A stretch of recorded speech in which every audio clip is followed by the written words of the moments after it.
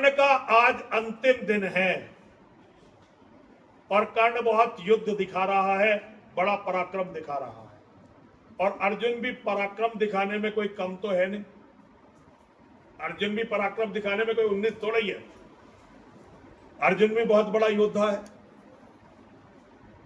लड़ते लड़ते ऐसा होता है कि एक थोड़ा कीच पड़ी थी, जहां धरती थी वहां खून पड़ा हुआ था, उससे कीच हो गई थी और रथ का पहिया उस कीच में धंस गया।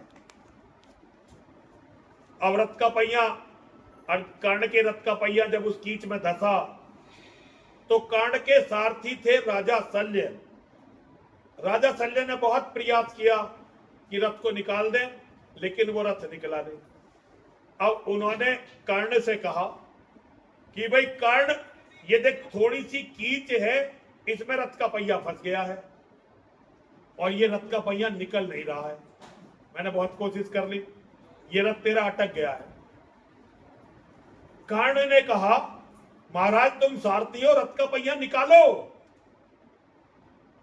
तो राजा शल्य ने कहा अरे कर्ण तू पागल हो गया, मैं इतना बड़ा राजा मद्र नरेश राजा शल्य, तू सूत पुत्र, मैं तेरा ये रथ का पहिया निकालूंगा।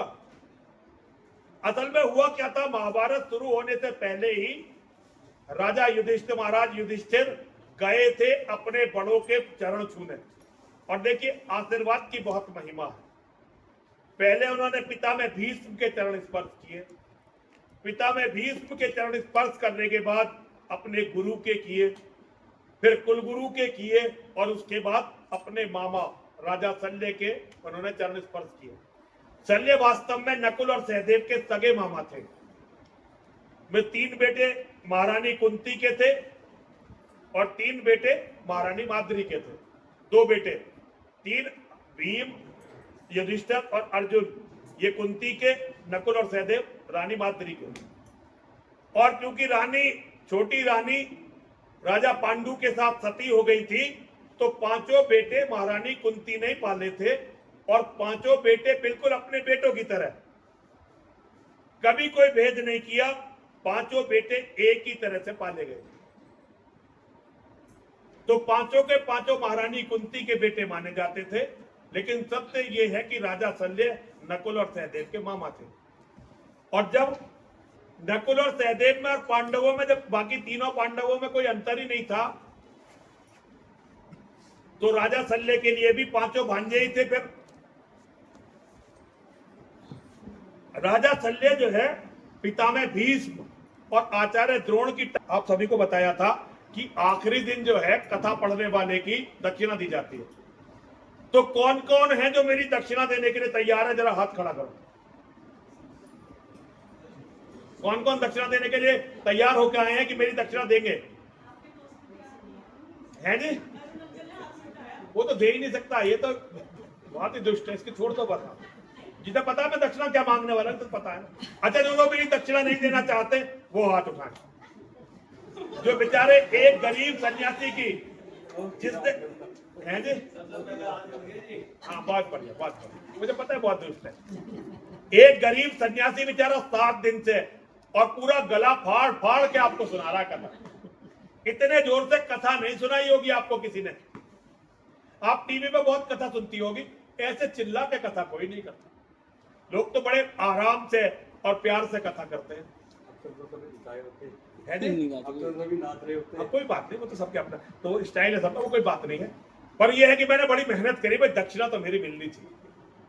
तो दक्षिणा में जो कथा पूर्ण करके अपने आप ही मांगूंगा, मुझे दक्षिणा में क्या चाहिए। ठीक है भैया? तो हाँ, कहाँ थे हम? हाँ, राजा शल्य की कथा पे थे। तो राजा शल्य बहुत बड़े महारथी थे और दुर्योधन और शकुनी पूरी चाल चल रहे थे।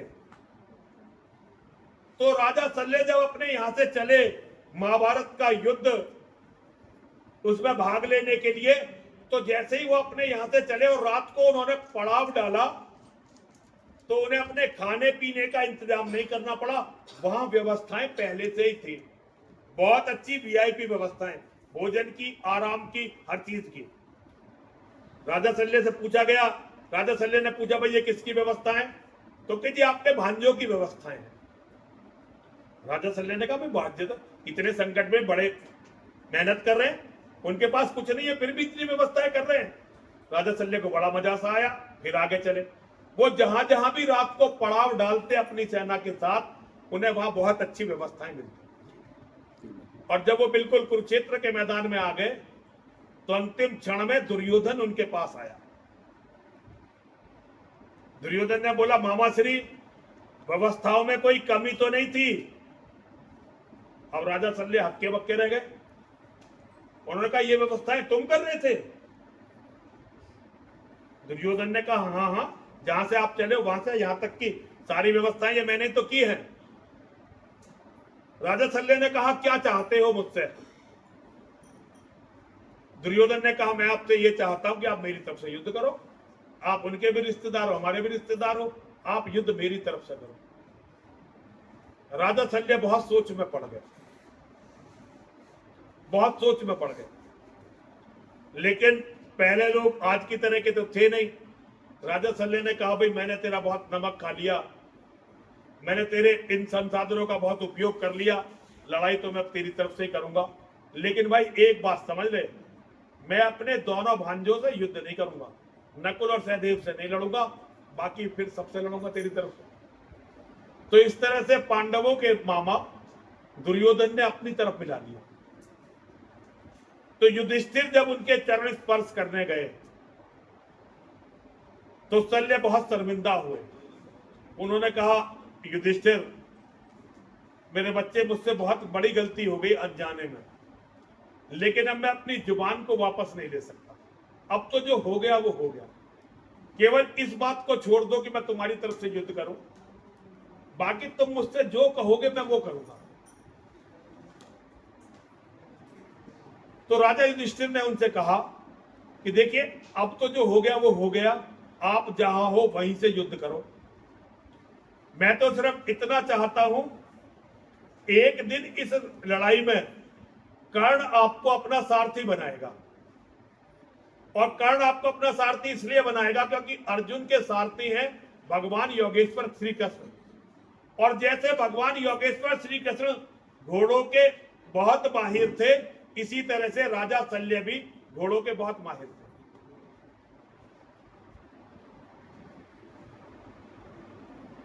तो कर्ण एक दिन आपको अपने रथ का सारथी जरूर बनाएगा, जिस दिन वो अर्जुन से लड़ने के लिए जाएगा। आप एक काम करना, आप कर्ण के उत्साह को भंग करते रहना, आप कर्ण की हिम्मत को तोड़ते रहना। अगर आप कर्ण की हिम्मत को तोड़ते रहेंगे तो फिर अर्जुन कर्ण को आराम से मार पाएगा, वरना कर्ण से जीतना आसान काम नहीं है। पांडवों को अच्छी तरह से पता थी कि इस पूरे महाभारत के युद्ध में केवल कर्ण है जो दुर्योधन के साथ मन से लड़ रहा है। असल में उन विचारों को तो पता ही नहीं था कि कर्ण तो तुम्हारा सबसे नजदीकी है, तुम्हारा बड़ा भाई है। और कर्ण को पता थी कि वो बड़ा भाई है, तो कर्ण ने एक भी पांडव को मारना नहीं चाहा, अर्जुन को भी मारना नहीं चाहा। अंतिम युद्ध से पहले दिन कर्ण ने अर्जुन को बेहोश कर दिया था और अर्जुन लगभग मरने वाला था, लेकिन सूरज छिप गया। और कर्ण ने यह देखकर कि सूरज छिप गया, अपने बाण धर दिए थे। दुर्योधन ने कर्ण से कहा था कि तूने कर्ण से मारा क्यों नहीं? उसने कहा भाई युद्ध के नियम हैं, मैं युद्ध का नियम नहीं तोड़ सकता, मैं एक भी युद्ध का नियम तोड़ूंगा नहीं। भाई तुम क्षत्रिय हो, तुम नियम बनाते हो, तोड़ लेते हो, ये तुम्हारा काम है। मैं क्षत्रिय नहीं हूं, मैं योद्धा जरूर हूं, लेकिन मेरा जन्म क्षत्रिय कुल में नहीं हुआ। अगर मैंने कोई नियम तोड़ा तो इतिहास सदैव मुझे दोषी बताएगा। और उसने अर्जुन को छोड़ दिया और चारों भाइयों को तो बार बार छोड़ा। एक बार भीम भी मारने वाला था, योद्धा सारे ही बड़े थे। भीम ने भी एक बार कर्ण को पराजित कर दिया था और ये कह के छोड़ दिया था, जा तू अर्जुन से लड़ियो, तुझे मेरा भाई मारेगा, मैं नहीं मारूंगा तुझे। सारे सगे भाई 6 के 6 सगे भाई थे, कोई भी 19-20 नहीं था, कोई भी 19-20 नहीं था, सब बड़े महारथी थे। तो ये उनका जीवन था। तो शल्य जितना भय पांडवों में कर्ण का था, किसी का था ही नहीं। उन्हें यह अच्छी तरह से पता था कि पितामह भीष्म पांडवों को नहीं मारेंगे। उन्हें यह अच्छी तरह से पता था आचार्य द्रोण पांडवों को नहीं मारेंगे। उन्हें यह अच्छी तरह से पता था कृपाचार्य पांडवों को नहीं मारेंगे। उन्हें यह अच्छी तरह से पता था राजा शल्य कभी भी पांडवों को नहीं मारेंगे। उन्हें यह पता था इन चारों के अलावा कोई भी ऐसा योद्धा नहीं है जो पांडवों को पराजित कर सके या मार सके। डर किसका? केवल कर्ण का। कर्ण का कांटा युधिष्ठिर के दिल में गड़ा हुआ था। युधिष्ठिर बहुत इस बात को सोचते रहते थे कि भाई कर्ण का क्या होगा, कैसे होगा। तो उन्होंने राजा शल्य से कहा कि मामा बस एक काम करना, कर्ण का हौसला तोड़ते रहना ताकि ये हमारे भाई को जीत ना पाए। तो राजा शल्य ने कह दिया था, राजा शल्य ने कह दिया था कि भाई पक्का वादा है, इसका सारथी भी बन जाऊंगा केवल तुम्हें जिताने के लिए, वरना तो मेरा इसका क्या जोड़। मैं इतना बड़ा राजा और ये सूतपुत्र, मैं सारथी भी बन जाऊंगा और इसका हौसला भी तोड़ता रहूंगा। और राजा शल्य कर्ण के सारथी बने। इतनी बुरी तरह से वो झगड़ते थे कर्ण से रथ पर बैठे बैठे कि कर्ण का आधा ध्यान तो उन्हीं में लगा रहता था। जब कर्ण का अंतिम दिन का जब युद्ध शुरू हुआ और अर्जुन और कृष्ण की जोड़ी कर्ण के रथ के सामने आई, तो सबसे पहले मामा शल्य ने कहा कि भाई देख, अब अर्जुन और कृष्ण खड़े हैं, भाई ऐसी जोड़ी मैंने आज तक नहीं देखी। इस जोड़ी को तो देख के काल भी डर जाएगा। कर्ण भाई तू एक काम करियो आज, बस तू किसी तरह से भागियो मत यहां से। देख तू इनसे जीत तो सकता ही नहीं, तेरी तो आज मौत पक्की है, तू इनसे जीत नहीं सकता, लेकिन तू भागियो मत। तुझे लोग नहीं तो बहुत डरपोक, बहुत कायर कहेंगे और मुझे बड़ी शर्म आएगी कि मैं किसका रथ चालक बन गया, किसका सारथी बन गया। तो कर्ण ने कहा था शल्य से कि राजा शल्य मुझे पता है तू मेरे साथ क्या कर रहा है। ये तो कर्ण का भाग्य है कि कर्ण को भाग्य से हमेशा धोखा ही मिला है और ये मेरी गलती होगी जो मैंने तुझे अपना सारथी बनाया। तुझसे तो कोई साधारण सारथी होता वो भी अच्छा था, और तू ही कह रहा है कृष्ण और अर्जुन की जोड़ी है। मुझे पता है कि इस जोड़ी को धरती पर कोई हरा नहीं सकता, और इस जोड़ी को आदमी तो छोड़, मैं तो एक छोटा सा आदमी हूं। अगर इंद्र भी इस जोड़ी को देख ले तो युद्ध के मैदान को छोड़कर भाग जाएगा। मैं तो साधारण मनुष्य हूं, लेकिन शल्य, मैं राधा का पुत्र कर्ण, आज तुझे वचन देता हूं, मैं ऐसा युद्ध दिखाऊंगा कि ये युद्ध जब तक मानवता रहेगी इस युद्ध को याद रखेगी। या मैं मरूं या अर्जुन मरे, इसे कोई नहीं जानता, लेकिन आज का युद्ध हमेशा अमर होगा इतिहास में। यह आत्मविश्वास होता है, यह आत्मविश्वास तपस्या से आता है, यह आत्मविश्वास परिश्रम से आता है। कर्ण ने पूरे जीवन जो युद्ध विद्या का अभ्यास किया, कर्ण ने पूरे जीवन अपना जीवन सात्विकता से तपस्या के साथ जिया। कर्ण का यह दुर्भाग्य था कि सदैव पापियों के खेमे में खड़ा रहा, लेकिन पापियों के खेमे में खड़ा हुआ कर्ण साक्षात धर्म का स्वरूप था। कर्ण को वृष भी कहते थे, कर्ण का नाम वृष भी था, और वृष वैसे तो बैल को कहते हैं, लेकिन एक उसका जो पर्यायवाची है वो धर्म भी है। कर्ण धर्म का साक्षात स्वरूप था। तो बार बार राजा शल्य कर्ण के साहस को तोड़ रहे थे, लेकिन फिर भी कर्ण पराजित होने का नाम नहीं ले रहा था, हार मान ही नहीं रहा था, लगातार लड़ता चला जा रहा था। लेकिन एक क्षण आया जब कर्ण के रथ का पहिया जमीन में धंस गया। कर्ण ने कहा, राजा शल्य सारथी हो तुम, ये तुम्हारा कर्तव्य है कि रथ के पहिए को निकालो। राजा सल्ले ने कहा अपनी औकात मत भूल, कुछ भी हो है तो तू सूत पुत्र ही। हम छोटी छोटी बातों पर अपना दिल छोटा कर लेते हैं, लेकिन आप कर्ण के जीवन को देखिए। जब राजा द्रुपद के यहां स्वयंवर रचा गया था, और स्वयंवर की शर्त यह थी कि तेल में देखकर चक्री पर घूमती हुई मछली की आंख में निशाना लगाना, तो कर्ण इस स्वयंवर में आया था। और सबको पता थी कर्ण एक क्षण में जैसे अर्जुन लगा सकता था, ऐसे ही कर्ण निशाना लगा सकता था। कर्ण की ये योग्यता थी। और राजा द्रुपद ने ऐसी कोई शर्त नहीं रखी थी कि ये आएगा ये नहीं आएगा। सारी धरती के राजाओं को इस स्वयंवर का निमंत्रण दिया गया था। कर्ण भी उन राजाओं में एक था। कर्ण को द्रौपदी के स्वयंवर का न्योता दिया गया था। जब यह लक्ष्य भेद किसी और राजा से नहीं हुआ, तो कर्ण इस लक्ष्य भेद के लिए खड़ा हुआ। और कर्ण जैसे ही वहां तक पहुंचा, द्रौपदी ने खड़े होकर कहा, इस सूत पुत्र से शादी नहीं करूंगी। और देखिए, राजाओं की सभा थी, पूरी धरती के राजा आए हुए थे। एक भी राजा कर्ण के बराबर वीर नहीं था। सभी लोग कर्ण से अंदर ही अंदर चिढ़ते थे, जलते भी थे। जब उन्होंने इस बात को सुना तो पूरी सभा हंसने लगी। कर्ण के इस अपमान पर पूरी सभा खिलखिला के हंसने लगी। और देखिए, किसी भी व्यक्ति का इससे ज्यादा अपमान क्या हो सकता, इतने बड़े वीर का। ये जाति हिंदुओं को कोई आज से नहीं तोड़ रही है। पता नहीं कितना समय हो गया जब प्रतिभाओं को जाति का नाम लेकर कुचला जाता है। आज द्रौपदी ने कहा कि सूत पुत्र से शादी नहीं करूंगी।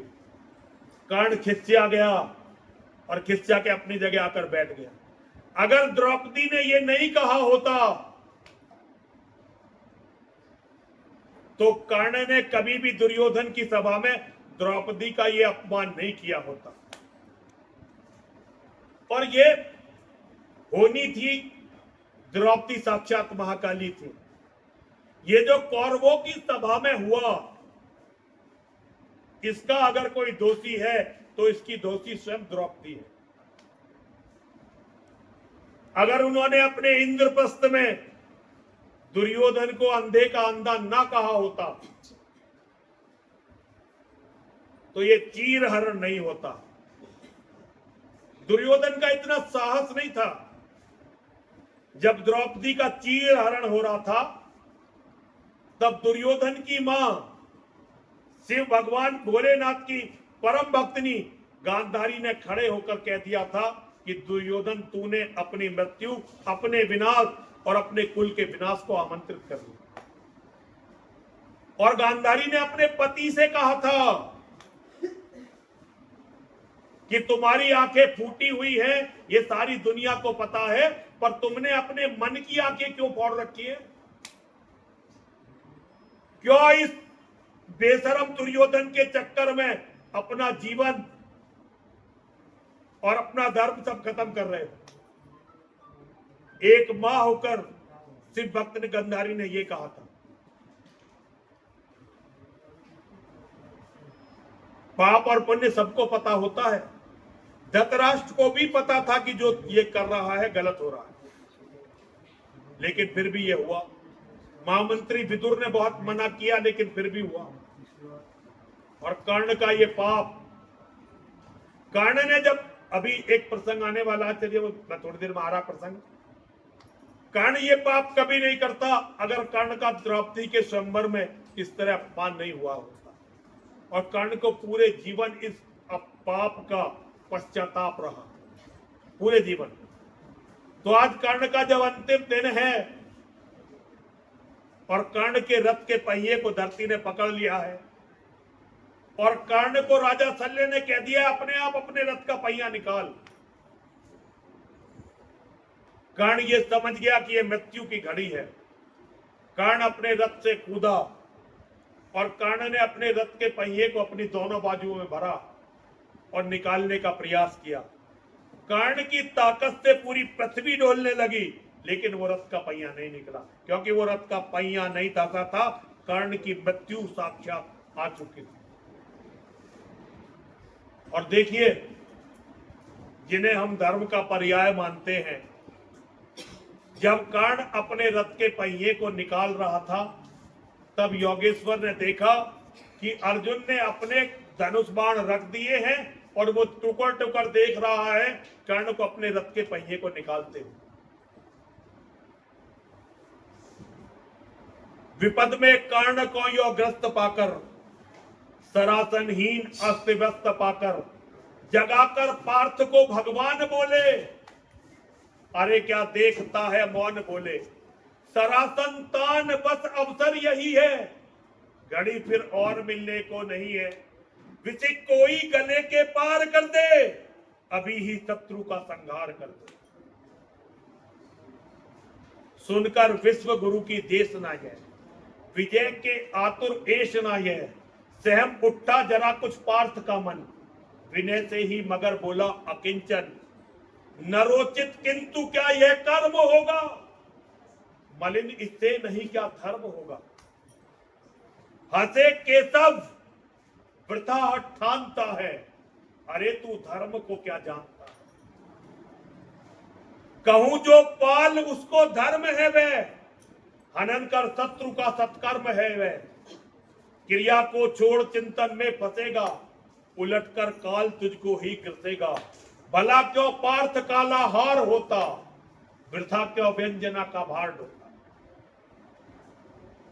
मिली जो सृष्टि उसको पाल करके। देखिए भगवान जब कर्ण ने अपने अस्त्र शस्त्र रखे और रथ के पहिए को निकालने लगा, तो अर्जुन जैसा उस समय के युद्ध का नियम था, निहत्थे पर कोई हथियार नहीं उठा सकता था। अर्जुन ने युद्ध के नियमों का पालन किया।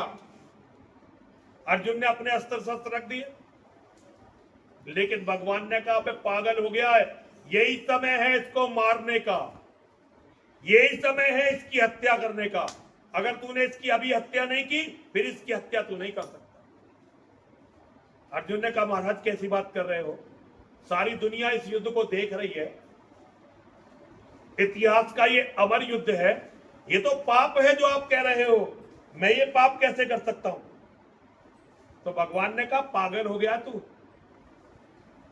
अगर अभी तूने इसे मार दिया तो मार दिया, और अगर इसने अपने हथियार दोबारा उठा लिए तो फिर तू और मैं मिलकर दोनों नहीं मार सकते इसे। पहले ही कह चुके हैं मैं चक्र सुदर्शन धरूं, और गांडीव अगर तू तानेगा तब भी शायद ही कर्ण आज आतंक हमारा माने। और देखिए भगवान की कृपा है कर्ण पर, ऐसा कोई नहीं है जो भगवान के कोप से बच जाएगा। जिसे मारना भगवान चाहेंगे वो जीवित नहीं रह सकता, लेकिन कर्ण जैसे महावीर का सम्मान बढ़ा रहे। ये ऐसे ही है महाभारत में, रश्मि रथी में रामधारी सिंह दिनकर ने तो इसे कविता में लिख दिया, लेकिन ये महाभारत में ऐसे ही लिखा हो। भाई कैसे खोया पाया सा घूम रहा है तो हमारी दो बात भी सुन ले। नहीं सुना कोई, सुन लेगा यू ना सुनेगा। तो भगवान ने कहा कि अभी मार सकता है तू इसे, अगर इसने अपने धनुष बाण उठा लिए फिर ये मर रहा है तेरे से, फिर ये किसी से नहीं मर सकता। और अगर ये नहीं मरा तो महाभारत नहीं जीता जाएगा तुमसे। और जैसा संघार इसने आज मचाया, अगर एक दिन और ये ऐसे ही लड़ गया ना तो तुम्हारी सारी सेना को मार देगा। जो बड़े दुश्मन होते हैं ना, दिलेर दुश्मन, उनका तो शत्रु भी सम्मान करते हैं।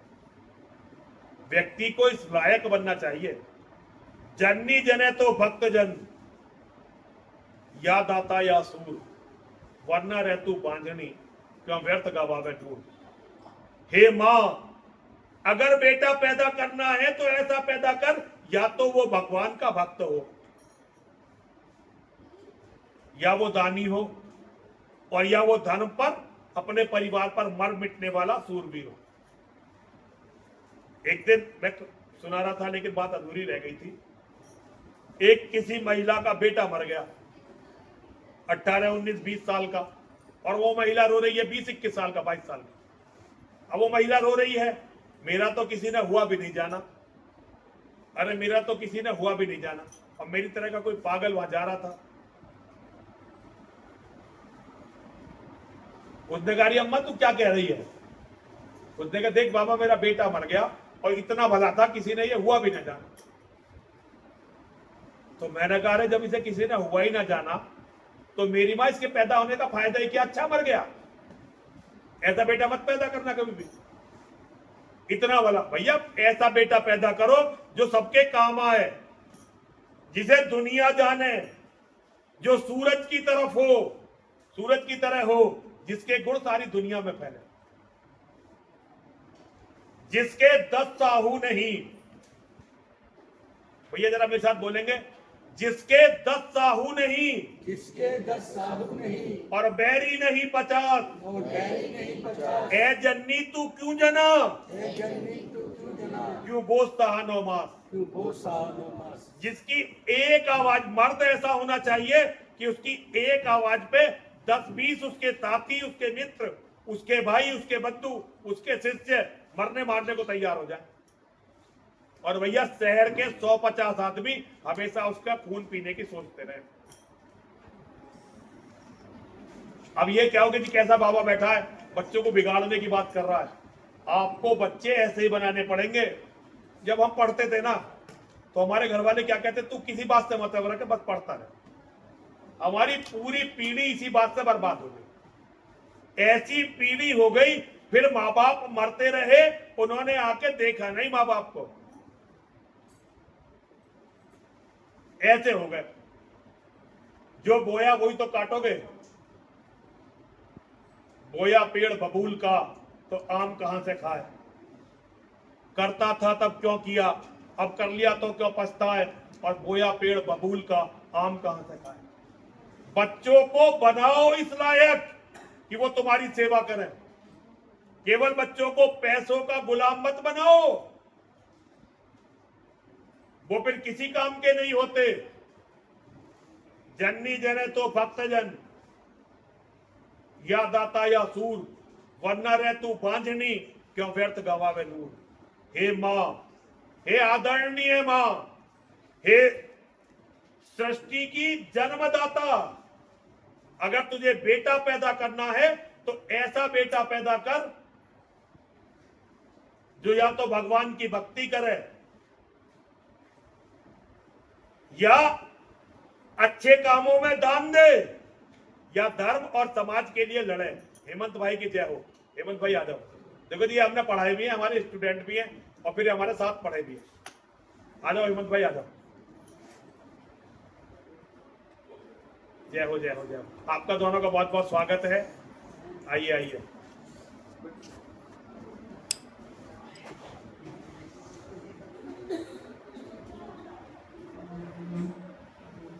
तो आज कर्ण, भगवान को भी पता है कि कर्ण ने यदि अपने धनुष बाण उठा दिए तो इसे हराया नहीं जा सकता, और भगवान ने कर्ण का सम्मान रखा है। इतनी बड़ी बात भगवान ने कर्ण के लिए कह दी है कि मैं और तू मिलकर भी अगर इसका धनुष इसके हाथ में है तो इसे मार नहीं सकेंगे। भैया मारना है तो अभी मार ले, वरना इसे मारने का कोई मौका नहीं आने वाला। और भाई अर्जुन क्यों अपनी मौत को दावत देता? जब अर्जुन के गुरु ने, साक्षात परमेश्वर ने उसे आदेश दे दिया तो उसने सारे नियम ताक पर रख दिए और अपना धनुष बाण उठा लिया। अब कर्ण ने रथ का पहिया निकालते निकालते देखा कि अर्जुन ने तो अपने धनुष बाण उठा लिए। समझ तो कर्ण गया था कि यह अंतिम घड़ी है। रथ का पहिया फंसा ही तब था, उसे अभिशाप था एक ब्राह्मण का कि जब तेरा अंतिम समय आएगा तो धरती तेरे रथ के पहिए को पकड़ देगी। लेकिन फिर भी कर्ण ने कहा कि महाराज कृष्ण ये क्या करवा रहे हो? क्या ये धर्म है कि तुम इस तरह से मेरी हत्या करवा रहे हो? जबकि मैं निहत्ता जमीन पर खड़ा हुआ हूं। तो योगेश्वर ने उसे उत्तर दिया, आज धर्म की बात याद कर रहा तू? आज तुझे धर्म याद आ गया? तेने और तेरे दोस्तों ने कभी धर्म पे नहीं चले। तुम अकेले अभिमन्यु को, मेरे भांजे को 8 महारथियों ने मिलकर मार दिया। तब ये धर्म कहां था भाई? द्रौपदी को नंगा करने का तुमने प्रयास किया, कुलवधु को, तेरे जैसे आदमी ने और तेरे दोस्त ने। तब भाई धर्म कहां था ये? मैं 5 गांव मांगने गया था, अहंकार से मना कर दिया, ये कह दिया सुई के नोक के बराबर धरती नहीं दूंगा। तब ये धर्म कहां था? लाक्षागृह में जब आग लगाई थी तब धर्म था। भीम को जब जहर दिया था जब धर्म था। आज तो धर्म याद आ गया अपनी बारी में। वैसे कभी धर्म की चिंता नहीं की। जब जुआ खेल रहे थे, बेईमानी कर रहे थे, तब धर्म था। जब इनका वनवास पूरा हो गया विचारों का, इन्होंने शर्त पूरी कर दी, फिर इन्होंने अपना राज मांग लिया और तुम लड़ने के लिए आ गए, तब धर्म था। पूरे अपराध गिनवा दिए भगवान ने। कर्ण हंसने लगा और कर्ण ने उत्तर दिया, महाराज तुम जितनी बात कह रहे हो सब सच है, लेकिन इसका दोषी मैं नहीं हूं। मैं इसका दोषी नहीं हूं। अभिमन्यु जब मारा गया, मैं सेनापति नहीं था। सेनापति आचार्य द्रोण थे। मैं एक योद्धा था और योद्धा का दायित्व है कि वो सेनापति के आदेश का पालन करे। जितने भी तुमने गिनवाए हैं, मैं इनमें किसी का दोषी नहीं हूं। केवल एक दोष है, मेरे भाइयों की पत्नी जब अपमानित की जा रही थी पूरी सभा में, भाई तो नहीं कहा उसने, लेकिन योगेश्वर तो समझ रहे थे, उन्होंने कहा जब हमारी कुलवधु अपमानित की जा रही थी सभा में, मैं वहां उस पाप का समर्थन कर रहा था। एक केवल ये पाप है मेरे हिस्से में। इसके अलावा तुमने जितने भी दोष लगाए, ये मेरे हिस्से के दोष नहीं। मैं तो दुर्योधन का दास था। जो मेरे मालिक ने, मेरे स्वामी ने कहा, मैंने पूरा किया। दुर्योधन ने खरीद लिया था मुझे अंग देते से, तो जो दुर्योधन ने कहा मैंने पूरा किया। भगवान ने कहा चल अब जो भी हो गया हो गया, और भगवान ने अर्जुन से कहा तुरंत मारी से। अर्जुन ने बाण मारा और अर्जुन के बाण से एकदम गले के पार चला गया कर्ण के, और कर्ण एकदम धराशायी होकर धरती पर गिर गया। चलो कर्ण की कथा हम इसके बाद बताएंगे। 2 भजन आप लोग करो। एक विचित्र घटना हुई।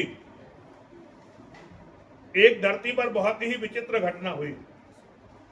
पूरे महाभारत के अंदर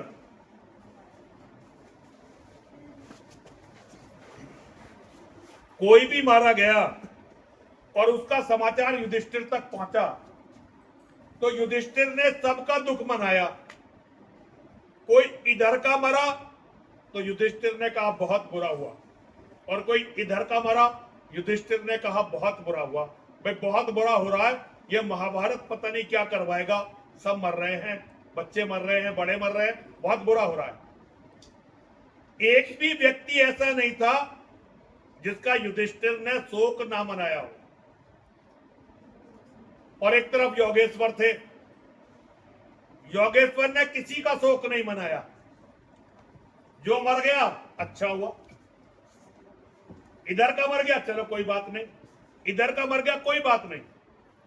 अपना सगा भांजा मारा गया, और अर्जुन ने जब ये प्रतिज्ञा ली कि कल प्रतिशोध लूंगा, अर्जुन को डांट दिया। पागल हो गया? लड़ाई भावनाओं से लड़ी जाती है कि योजनाओं से लड़ी जाती है? घटोत्कच मारा गया। सारे पांडव रो रहे थे, चिल्ला चिल्ला कर जोर जोर से रो रहे थे। कल अभिमन्यु मारा गया, आज घटोत्कच मारा गया, उनका बेटा मारा गया, और भगवान एक तरफ खड़े हुए हल्का हल्का मुस्कुरा रहे थे। भीम ने देख लिया, अरे कृष्ण मेरा तो बेटा मारा गया और तुम मुस्कुरा रहे हो। भगवान ने भीम को डांट दिया, पागलों जैसी बात मत करो। मैं घटोत्कच के मरने पर नहीं मुस्कुरा रहा हूं, मैं अर्जुन के बचने पर मुस्कुरा रहा हूं। ये शक्ति जो आज घटोत्कच को लगी है, ये रख रखी थी कर्ण ने अर्जुन पर चलाने के लिए, और आज ये घटोत्कच पे नहीं चलती तो कल ये अर्जुन पर चलती। मैं तेरे बेटे के मरने पर नहीं परेशान हंस रहा हूं, बल्कि अर्जुन के बचने पर खुश हो रहा हूं।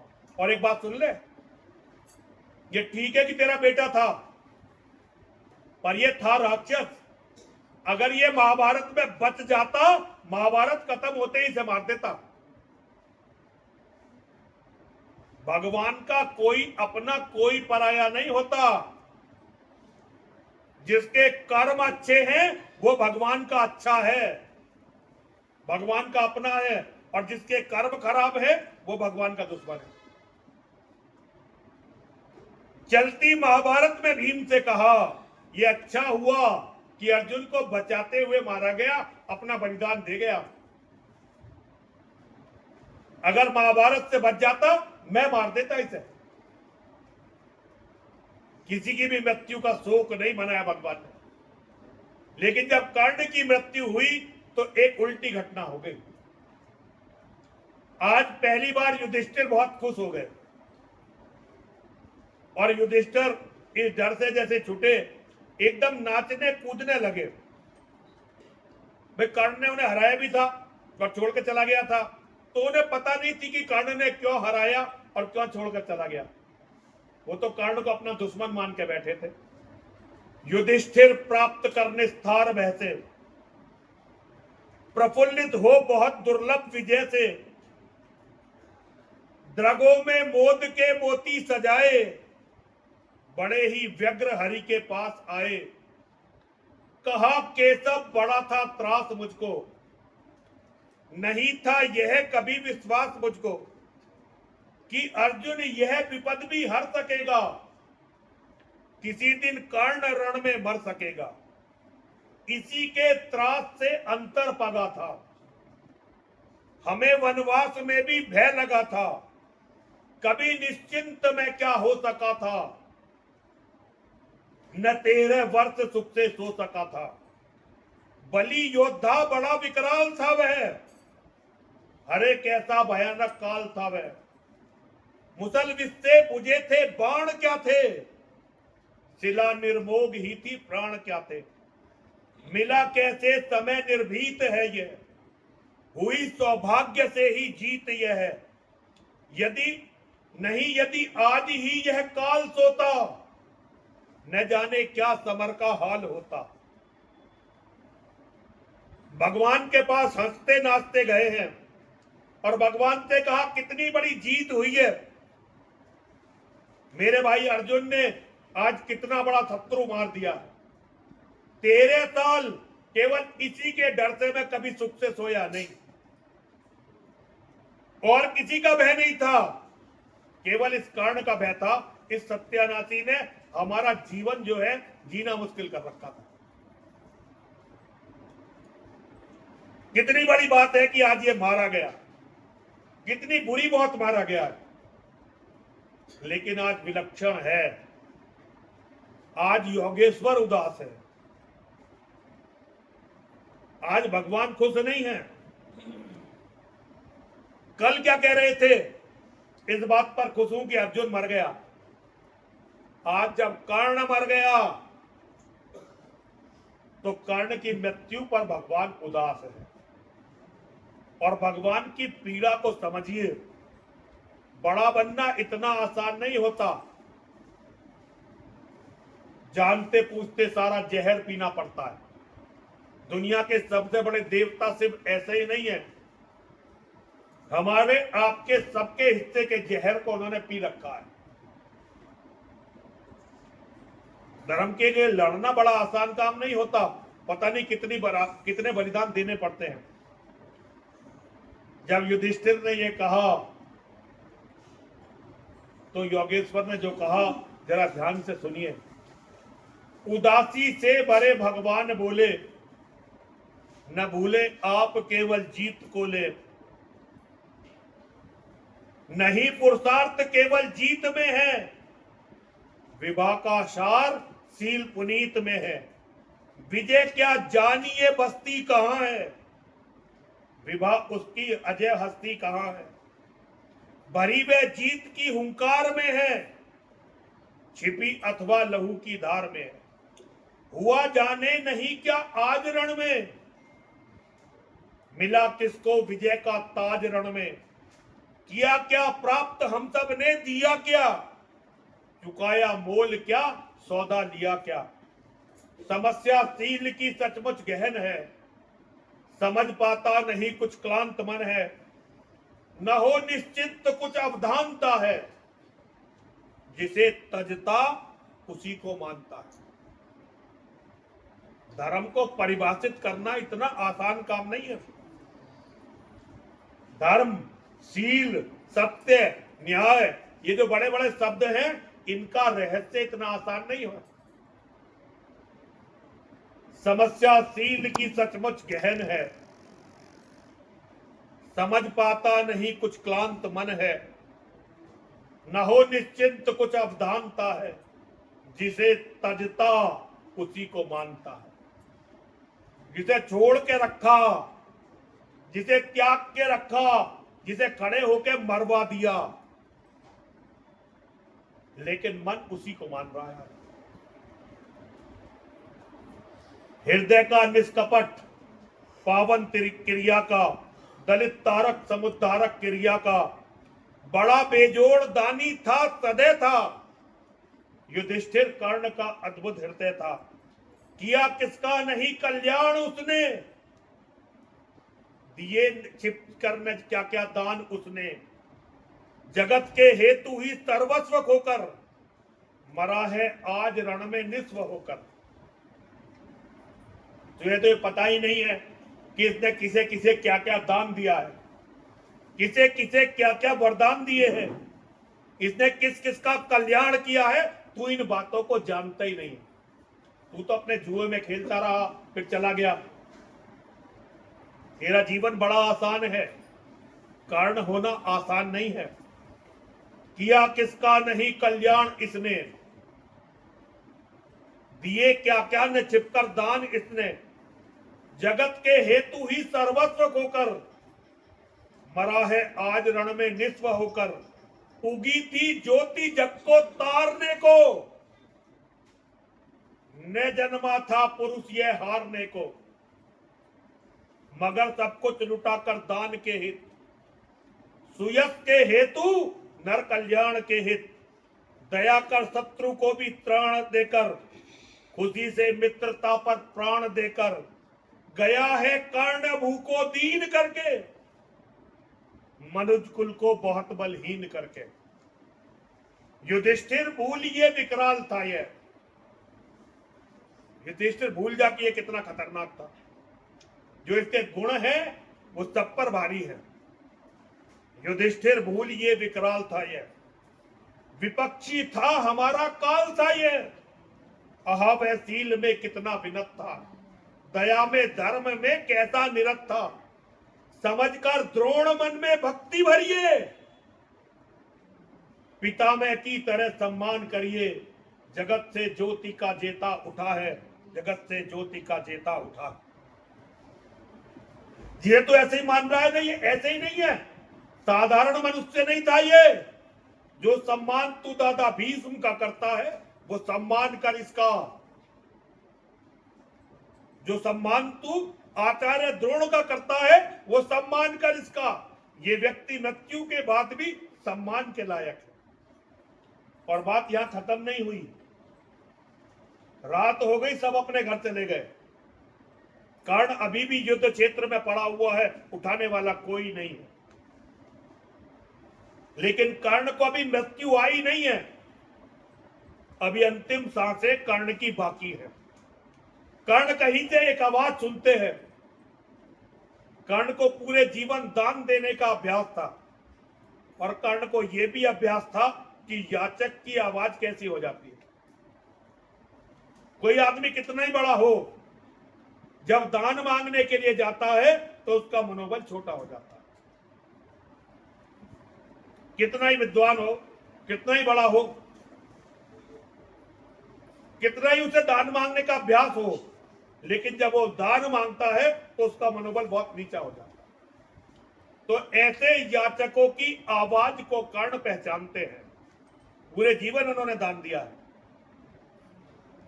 आज जब एक युद्ध क्षेत्र के उस भयानक, ज्यादातर योद्धा मर चुके हैं, महाभारत के 17 दिन पूरे हो चुके हैं, अब तो केवल कुछ मुट्ठी भर योद्धा बचे हैं। पूरा का पूरा कुरुक्षेत्र लाशों से और घायल लोगों से पटा हुआ है। ऐसे में कहीं से आवाज आती है, अंगराज, महाराज कर्ण, कहां हो आप, कहां हो आप? आइए आइए आइए। कर्ण समझ जाते हैं कि ये कोई याचक है और कर्ण को बड़ी प्रसन्नता होती है। कर्ण को बहुत प्रसन्नता होती है। कर्ण को खुशी होती है कि आज प्रवृत्ति हो गई है। उसे पता नहीं है कि जो ये दान मांगने आ रहा है, ये तेरे जीवन को धन्य करने आ रहा है। लेकिन कर्ण जो सत्य को जानता है, कर्ण को बड़ी प्रसन्नता हुई कि भाई अब मर रहा हूं, कोई दान मांगने आ रहा है। पूरे जीवन दान देने का अभ्यासी कर्ण एकदम प्रसन्न हो गया। कर्ण ने कहा, महाराज कौन हो? मैं यहां हूं। एक ब्राह्मण कर्ण के पास आया। कर्ण, मैं एक गरीब ब्राह्मण हूं, मेरी बेटी का विवाह तय हो गया है, मुझे अपनी बेटी के दहेज के लिए थोड़ा सा सोना चाहिए, तुम मुझे सोना दान कर दो। पहली बार कर्ण को जीवन में बड़ा अफसोस हो, इस ब्राह्मण की बेटी की शादी है, मांगने आया, यहां कहां सोना दूं?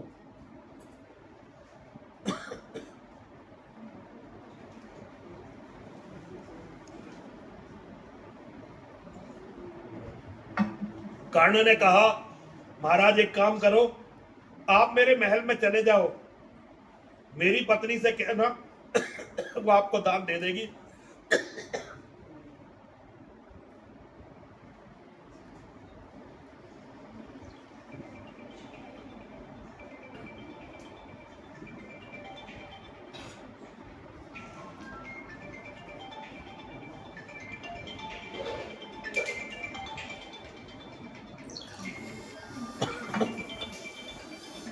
आप जितना सोना कहेंगे मेरी पत्नी आपको उतना सोना दान करेगी। ब्राह्मण बोला, अरे कर्ण, इस महाभयानक युद्ध में मैं पता नहीं कैसे कैसे तुम्हें ढूंढता आया हूं। अब तुम कह रहे हो मैं तुम्हारी पत्नी के पास चला जाऊं। अगर तुम्हें दान नहीं देना तो मना कर दो, मैं चला जाऊंगा। बहाने क्यों बना रहे हो? अगर देना है दान तो मुझे दे दो। मैं तो ये सुनकर आया था कि तुम्हारे पास से कोई खाली जाता ही नहीं है। मैंने सोचा इधर उधर क्या मांगूंगा, तुमसे मांग लूं, मैं तुम्हारे पास आ गया। कर्ण को अचानक याद आया कि उनके आगे के जो दांत हैं वो सोने के हैं। कर्ण दान के लिए बहाना नहीं ढूंढते। मैंने कहानी सुनाई थी, अपना सारा फर्नीचर तुड़वा के दान दे दिया था योगेश्वर श्री कृष्ण को। कर्ण को बहाने ढूंढने की आवश्यकता नहीं है। कर्ण ने कहा, ब्राह्मण, मेरे ये दांत सोने के हैं, तुम इन्हें तोड़ लो। अब ब्राह्मण बोला, महाराज कैसी बात कर रहे हो? मरते हुए आदमी के दांत तोड़ूं? इतना बड़ा पाप करूं? मैं ये नहीं करने वाला।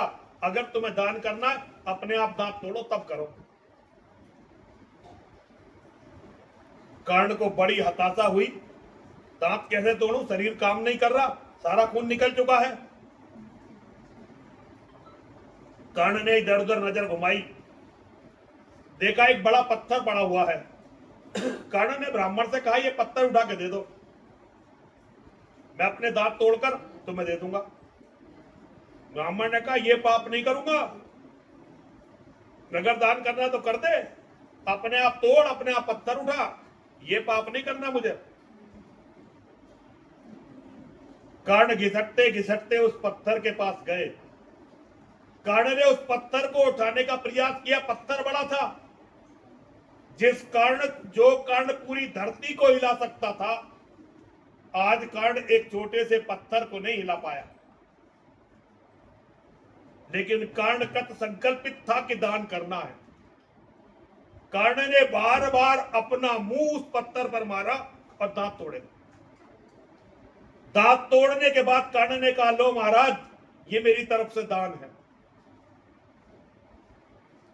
ब्राह्मण ने कहा, भाई ये तो रक्त से सना हुआ है, मैं इस दान को नहीं ले सकता, ये रक्त से सना हुआ दान मुझे नहीं चाहिए। अब कर्ण घिसटता घिसटता पत्थर पर आया था, धनुष बाण तो वहीं पड़े थे। कर्ण ने कहा, तो भाई मेरे धनुष बाण ला दो। ब्राह्मण ने कहा, नहीं भाई, मैं तुम्हारे धनुष बाण भी नहीं ला सकता, मैं ब्राह्मण हूं, मैंने कभी अपने जीवन में हथियारों को हाथ नहीं लगाया, अपने आप जाओ, अपने हथियार लाओ। कर्ण फिर घिसटते घिसटते अपने हथियारों के पास गए और कर्ण ने हिम्मत को संजोया, एक बाण संधान कर धरती पर मारा और धरती से गंगा की धारा को निकाला। महाभारत के युद्ध में गंगा के दो बेटे हैं, एक गंगा का सगा बेटा और एक गंगा का मुंह बोला बेटा। कर्ण की मां ने पैदा होते ही कर्ण को गंगा जी में भेज डाल दिया। गंगा जी की कृपा रही कि कर्ण जीवित रहे, इसलिए कर्ण को गंगा जी से बहुत प्रेम था। इसीलिए मरते हुए गंगा जी कर्ण के पास भी आई और पिता में भीष्म के पास भी गई। और जैसे ही कर्ण ने धरती पर बाण मारा, गंगा जल का निर्मल धारा धरती से निकली। कर्ण ने उन अपने दांतों को धोया और धोकर जैसे ही ब्राह्मण के हाथ में रखा, ब्राह्मण नहीं था वहां पर, योगेश्वर खड़े हुए थे। और योगेश्वर खड़े हुए थे भगवान विष्णु के रूप में। भगवान को देखते ही कर्ण एकदम हाथ कर्ण ने जोड़ने का प्रयास किया, लेकिन कर्ण के शरीर में अब इतना दम नहीं था। कर्ण एकदम धरती पर गिरने लगे। भगवान ने एकदम कर्ण को उठा लिया और अपनी गोदी में लेकर बैठ गए और भगवान उसके सिर पर हाथ फेरने लगे। कर्ण, तुम्हारे जैसा कोई आज तक इस पृथ्वी पर पैदा नहीं हुआ, तुम मुझे बताओ मैं तुम्हारे लिए क्या करूं। मरता मरता कर्ण हंसने लगा, हल्का हल्का सा मुस्कान आई। अभी तो मुझसे मांग रहे थे, अब कह रहे हो मैं तुम्हारे लिए क्या करूं। कर्ण ने कहा, आपके हाथों में मर रहा हूं, इससे बड़ा सौभाग्य कुछ नहीं हो सकता,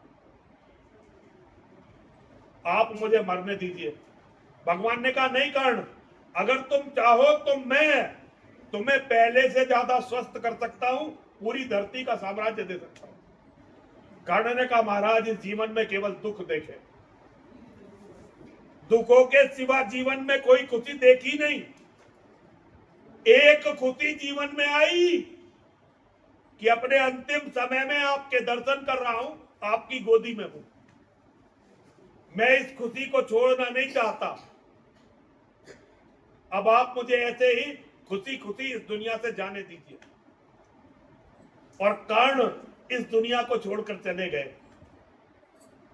पहली बार धरती का पालन करने वाला, धरती को बनाने वाला और सबको मारने वाला ठगा सा खड़ा रह गया। अब कर्ण की लाश, कर्ण का शव, कर्ण का मृत शरीर भगवान के हाथों में है और भगवान ने अपने हाथों से कर्ण का अंतिम संस्कार किया। भगवान ने कर्ण के शव को छोड़ा नहीं, अपने हाथों से कर्ण का अंतिम संस्कार। और तर्पण फिर भाइयों ने किया। अपनी मां को कर्ण ने जो श्राप दिया, वो सारी कहानी मैं आपको बता चुका।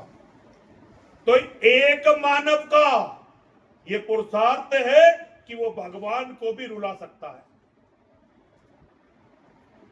ये एक मानव का। और लोग कहते हैं हम पे बड़े कष्ट पड़े, क्या तुम पर कर्ण से ज्यादा कष्ट पड़ गए? हमारा बड़ा अपमान हुआ, क्या कर्ण से ज्यादा अपमान हो गया?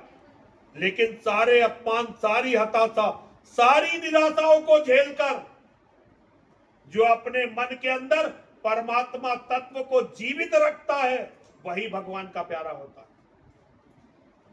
आप पाप की तरफ से लड़के भी भगवान के सबसे प्रिय हो सकते हैं। आप पूरा जीवन पापियों की शरण में रहकर भी आप भगवान को रुला सकते हैं। आप पूरा जीवन, आपकी कुछ भी मजबूरी हो, लेकिन आप अपने निर्माण का, आप अपनी मुक्ति का, आप अपने स्वर्ग का रास्ता बना सकते हैं। ये व्यक्ति के अपने कर्मों पर है। हमारे कर्म कैसे, परिस्थितियां सबको सबको मुश्किल मिलती है, और जो अच्छा काम करना चाहते हैं उन्हें लगातार परिस्थितियां बहुत मुश्किल, लेकिन उन मुश्किल परिस्थितियों में रहकर भगवान को याद रखना। दुर्योधन के पूरे जीवन गुलाम रहने वाला कर्ण योगेश्वर का उतना ही भक्त था जितना अर्जुन योगेश्वर का भक्त था। उधर रहते हुए भी पंकज भाई दुश्मन की तरफ था, लेकिन भगवान में आस्था उतनी थी। कभी भी अपने दोस्त को धोखा नहीं दिया, सबको जानते हुए भी अपने दोस्त के लिए लड़ता हुआ मरा। और भगवान ने कर्ण को यह आशीर्वाद दिया, जो खाटू श्याम का आशीर्वाद है ना, ऐसा ही आशीर्वाद कर्ण को है कि तेरी कथा जो गाएगा, तेरी कथा जो सुनेगा, उसे भी उतना ही पुण्य प्राप्त होगा जितना मेरी कथा का। और कर्ण की कथा बिना कृष्ण के तो कुछ है ही नहीं। ये भगवान की गाथा है, हरि अनंत, हरि कथा अनंता। लोग आपको भगवान की कथा सुनाते हैं, मैं नरसिंहानंद हूं, मैं भगवान की व्यथा सुनाता हूं। भगवान ने धर्म की रक्षा के लिए कितना कष्ट सहा, भगवान के भक्तों ने कितना कष्ट सहा, आज वो सनातन धर्म मिटने की कगार पर है। और सनातन धर्म हमारी अकर्मण्यता से, हम बेटियों के बारे में, मां के बारे में कितनी कविता पढ़ लें, लेकिन सत्य तो यह है, ना बेटी बेटी रही ना मामा रही। अगर मां ठीक हो तो बेटे शेर होते हैं और बेटियां रानी दुर्गावती होती हैं।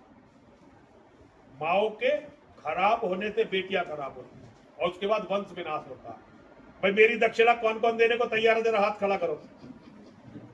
तो एक बार हाथ खड़ा कर लो, देखो कोई कोई दे रहा है, नहीं दे रहे, बड़े कम लोग हैं। कम लोग दे रहे मेरी दक्षिणा। जो भी कहते हैं। अगर आप सभी कह दो एक बार तो मैं बता दूं भाई मेरी दक्षिणा क्या है, बता दूं। मेरी दक्षिणा बहुत कठिन है, लेकिन आप संकल्प करिए कि आप मुझे मेरी दक्षिणा देंगे। भाई कौन कौन संकल्प करता है, जरा हाथ खड़ा करो। पहले दे दे, उसके बाद नहीं हाथ खड़ा कर, अगर मन में है देने की तो हाथ खड़ा करो। मन तो है, जो होगा देगा जाएगा। मेरी दक्षिणा केवल ये है कि आप कुछ भी करके अपने वंश, अपने परिवार को बचा लेना। मुझे आपसे कोई धन नहीं चाहिए, मुझे आपसे कोई पैसा नहीं चाहिए। मैं धन की भीख में सन्यासी नहीं बना। मुझे जब पैसे की जरूरत होती है तो मैं भिक्षा मांगने जाता हूं। ये कथा मैं पैसे के लिए नहीं करता, मैं यज्ञ पैसे के लिए नहीं करता। ये मेरा प्रोफेशन नहीं है, ये मेरे लिए भगवान की भक्ति है। मेरी दक्षिणा ये है कि आज पूरी दुनिया में 200 करोड़ लोग आपके वंश को समाप्त करना चाहते हैं, और आप में से बहुत सारे गद्दार उनके हाथ में बिक चुके हैं। बहुत सारे ऐसे लोग हैं जो आपको लगता है कि ये हमारे हैं, लेकिन वो उनके हो चुके हैं, और उनका केवल एक ही लक्ष्य है कि वो आपके वंश का विनाश करेंगे। अगर आप इस गरीब सन्यासी को दक्षिणा देना चाहते हैं तो ये शपथ लीजिए कि चाहे ये पूरी धरती समाप्त हो जाए, चाहे सूर्य मिट जाए, चाहे चंद्रमा मिट जाए, हम अपना वंश समाप्त नहीं होने देंगे। बताइए कौन कौन ये दक्षिणा दे सकता है, हाथ खड़े करो। जब तक हम जिंदा हैं तब तक तो ये नहीं नहीं नहीं नहीं प्रयास करेंगे। नहीं नहीं नहीं पंकज भाई, ये नहीं कि जब तक हम जिंदा हैं, इसका प्रयास नहीं करेंगे। हम तपस्या करेंगे, हम वो आधारशिला रखेंगे कि हमारे वंश कभी खत्म नहीं होंगे, और जो कोशिश कर रहे हैं हमारे वंश खत्म होंगे, हम उनके सबके वंश खत्म करेंगे। वो हम करेंगे, जो हमारे पे वो करेगा उसे छोड़ेंगे नहीं। लोग कहते हैं माँ की परिभाषा माँ कोमल है, जो हमारी डॉक्टर साहब बता रही थी। अरे मेरी माँ महाकाली है, वो कोमल नहीं है। जब वो संतान को खतरे में देखती है तो खून पी जाती है। मेरी माँ पार्वती है, जो कह देती है अगर मेरा नहीं तो धरती पर किसी का नहीं छोड़ूंगी। कहां से कोमल है मां? जितना पुरुष को 100 जन्म में दर्द नहीं हो सकता, जितना प्रसव पीड़ा के समय मेरी मां को सहन करना पड़ता है। कौन कह रहा है मां कोमल है? मां कोमल नहीं है, मां धरातल है। और एक मां का कर्तव्य है पूरी धरती खत्म हो जाए, मेरी संतान को कुछ नहीं होना चाहिए। लेकिन आजकल मां बन रही हुई है नागिन। ये जो एक एक बेटा पैदा कर रही सब नागिन ही तो है। अगर तुमने एक बेटा पैदा कर रखा तुम्हारा वंश नहीं बचेगा। यहां बैठा हुआ कह रहा हूं व्यासपीठ पे। और जिन्होंने एक एक बेटा पैदा कर रखा है, अगर वंश बचाना है तो अपने बेटों से कहो बेटे ज्यादा पैदा करें, तुम्हारे हिस्से के बेटे भी पैदा करें। 27 साल से मेरी एक बात भी अगर झूठ निकली हो, मैं अगर वैसे भी कह देता हूं, मैं बहुत कोशिश करता हूं कि मेरे मुंह से कुछ ना निकले। रोज यज्ञ करता हूं मां का। 17, 18, 19 साल हो गए मुझे मां के मंत्रों का जाप और यज्ञ करते हुए। मैं वैसे भी किसी को कुछ कह देता हूं, बात सच हो जाती है, क्योंकि लाज रखने वाली मां और महादेव है। उन्होंने मुझे सच के लिए लड़ने के लिए भेजा यहां पे, और मेरा केवल जीवन अपने धर्म के लिए लड़ने और मिटने के लिए है। कुछ चाहिए ही नहीं, अपने लिए कुछ चाहिए ही नहीं। और ये मुझे अच्छी तरह से पता है, जब तक जिंदा हूं रोटी की कमी नहीं हो सकती मुझे। तो मैं तुम्हारे दान पे आश्रित नहीं हुआ है, और पैसे पे कथा बेचने वाला तो बिल्कुल नहीं हूं। आज इस घर में मैंने कथा की है, पूरे मन से बस ये प्रार्थना कर रहा हूं, मां इनके सारे संकट हर ले, इनकी सारी समस्याएं दूर कर दे। कभी भी इनके वंश पर कोई संकट आए, वो संकट मां मुझे दे दे, इन्हें सबको ठीक रखे। मां और महादेव आप सबके परिवारों की रक्षा करें, लेकिन ये वंश को सुरक्षित रखना केवल माताओं, बहनों और बेटियों के हाथ में है। अगर आपके घर में बच्चे नहीं बढ़े और आपने अपने बच्चों को लड़ने के लायक नहीं बनाया, तो केवल आप ऐसा समझो कि आप उनकी कुर्बानी के बकरे तैयार कर रही हो।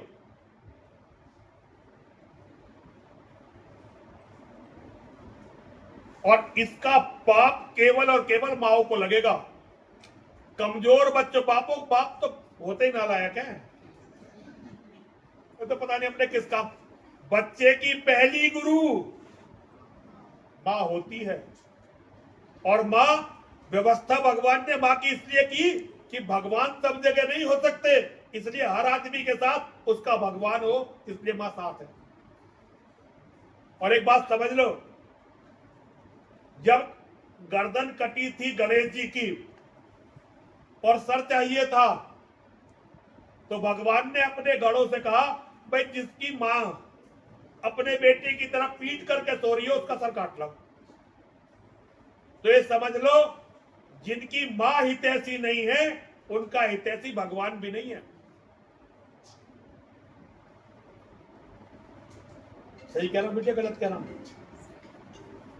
तो बेटों की रक्षा करने का काम आपका है, कुल की वंश की रक्षा करने का काम आपका है।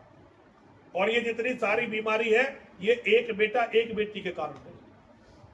ना तो कोई रिश्ता बचा, ना उन्हें बचाने वाला बचा, और सामने जो खड़े हुए उनका केवल एक काम है कि किसी भी तरह से आप, हिंदू के घर में दो बच्चे, एक बेटा एक बेटी, उनका सीधा हिसाब है, बेटी को किसी तरह पटा लो और उनके यहाँ कत्ल करने वाले 5-5 हजार रुपए में मिलते हैं, बेटे को एक्सीडेंट में मरवा दो या कैसे मरवा दो, सब कुछ उनका।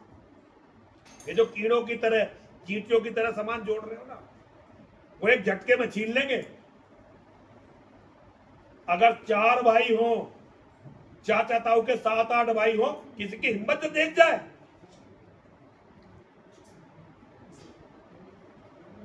और भैया तुम ये भी नहीं कह सकते तुम्हें कोई बताने नहीं आया था, मैं बता के जा रहा हूं। अपने बच्चों को समझाओ, यहां तक धमकी दो कि भाई अगर तुमने हमारी बात नहीं मानी तो तुम्हारा हमारा रिश्ता खत्म। बहुत सारे कहते हैं जी हमारी बात कोई मानता नहीं, तो तुम्हारी बात नहीं मानते तो मर जाओ जाकर। नहीं, इनके साथ पड़े क्यों हो? अगर तुम्हारे बच्चे तुम्हारी बात ही नहीं माने तो क्यों हो इनके साथ। भैया कुछ भी करके अपने घर, अपने परिवार, अपने कुल वंश को बचा लो। तुम्हारा कुल वंश बच गया तो समझो सब सफल है। और अगर कुल वंश नहीं बचा तो कितना कमा रहे हो, ये किसी के काम, ये तो दुश्मनों के काम आना है। मेरी कथा पूरी हो गई। और भैया जिसका मन हो मेरी दक्षिणा देने का, आज संकल्प करके जाना। वैसे तो मुझे तुम में से किसी का मूड नहीं लग रहा, अब हंस रहे हो। हिंदू अच्छी बात को ग्रहण ही नहीं करता। यहीं पे कोई नचारा होता सब नाच रहे होते। चुके हुए तीर है सब। ये चुके हुए तीर तो नहीं है, पर बुद्धि जो है मलिन हो रही है। कलयुग का प्रभाव है। अच्छी बात कोई समझने को तैयार नहीं है। पर चलो माँ समझाएंगे, महादेव समझाएंगे। आइए जरा 11 बार जाप करेंगे।